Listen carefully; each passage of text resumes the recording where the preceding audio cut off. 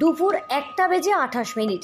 এই সেই পবিত্র মুহূর্ত, যেই সময় 46 বছর পর খোলা হলো পুরীর জগন্নাথ মন্দিরের রত্ন ভাণ্ডারের দরজা।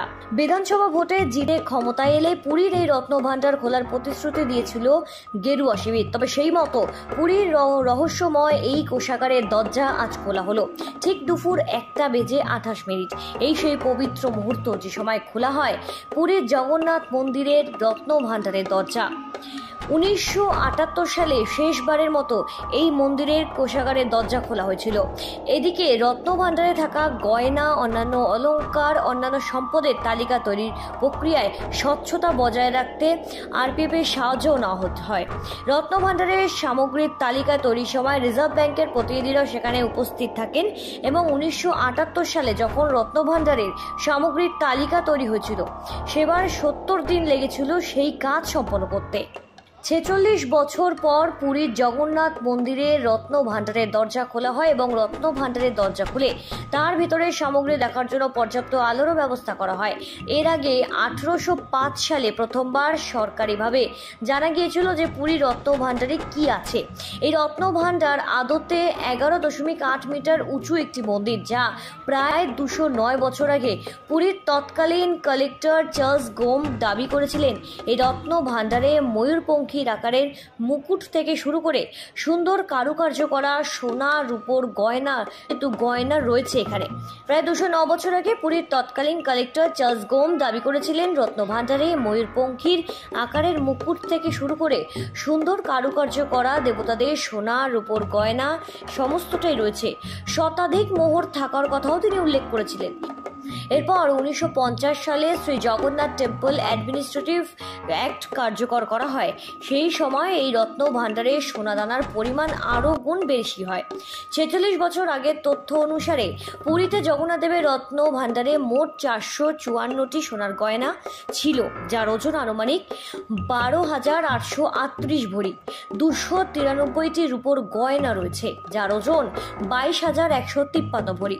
তবে এর মধ্যে রত্ন ভাণ্ডারের বাইরে যে অংশ রয়েছে তাতে রাখা রয়েছে জগন্নাথ দেবের মণিমুক্ত জড়ানো সাজসজ্জা, 79টি সোনার গহনা সহ 39টি রূপোর গহনা রয়েছে। সঙ্গে রয়েছে নিত্য ব্যবহারে সোনা দানাও, ব্রহ্মজ্যোতির হিরে, বলরামের নীলা, সুভদ্রার মণিমুক্ত রয়েছে এখানে। এর ভিতরে ভাণ্ডারে এছাড়াও আর কি রয়েছে তার সঠিক পরিসংখ্যান নেই, তবে 350-এরও বেশি সোনার গয়না সহ 230টির বেশি রূপোর গয়না আছে বলে সূত্রের খবর। উল্টো রথের আগের দিনেই পুরীর জগন্নাথ মন্দিরের এই রত্ন ভাণ্ডার খোলার সিদ্ধান্ত নেওয়া হয়। চাবি দিয়ে না খুললে রত্ন ভাণ্ডারের তালা ভাঙা হবে, এমনও সিদ্ধান্ত হয়েছিল। তবে সেক্ষেত্রে মন্দিরের গর্ভগৃহের মধ্যেই এই রত্ন ভাণ্ডার রাখা রয়েছিল এবং বাহির ভাণ্ডারে জগন্নাথ দেবের সাজার অলংকার, নানা দ্রব্য সেগুলো রাখা হয়। বহু মূল্যবান সম্পদ, এমন গয়না যা প্রতিদিন ব্যবহার হয় না, সেগুলো থাকে এই ভিতর ভাণ্ডারে। পুরীর এই জগন্নাথ মন্দিরের রত্ন ভাণ্ডারকে ঘিরে প্রচুর মানুষের কৌতূহল ছিল দিনে দিনে। এই ভাণ্ডারে বৈদুর্যমণি, নীলকণ্ঠমণি সহ অসংখ্য মূল্যবান রত্ন রয়েছে, এমনটাই দাবি করা হয় পাণ্ডাদের পক্ষ থেকে। 1978 সালে যখন, অর্থাৎ 46 বছর আগে, শেষবার অডিট হয়েছিল এই রত্ন ভাণ্ডার। 2018 সালে একবার রত্ন ভাণ্ডার খোলার চেষ্টাও করা হয়েছিল। 16 জনের দল ঢোকার চেষ্টা করে সেই ভিতর ভাণ্ডারে, কিন্তু কোনো কারণে মাত্র 40 মিনিটের মধ্যেই সেই অভিযান বন্ধ করে দেওয়া হয়। ক্ষমতায় আসার ফলে রত্ন ভাণ্ডারে অডিট করার সিদ্ধান্ত নেয় ওড়িশার বিজেপি সরকার। লোকসভা ভোটের প্রচারে ভাণ্ডারের কথাও শোনায় প্রধানমন্ত্রীর মুখের। শেষমেশ ওড়িশা হাইকোর্টের নির্দেশে বিজেপি সরকারের গঠিত উচ্চ পর্যায়ের কমিটির বৈঠকে সিদ্ধান্ত হয় খোলা হবে এই রত্ন ভাণ্ডার। সেই মতো আজ খুলল এই রত্ন ভাণ্ডারের দরজা। এই ভাণ্ডারের দুটি ভাগ, একটি বাহির ভাণ্ডার, একটি ভিতর ভাণ্ডার।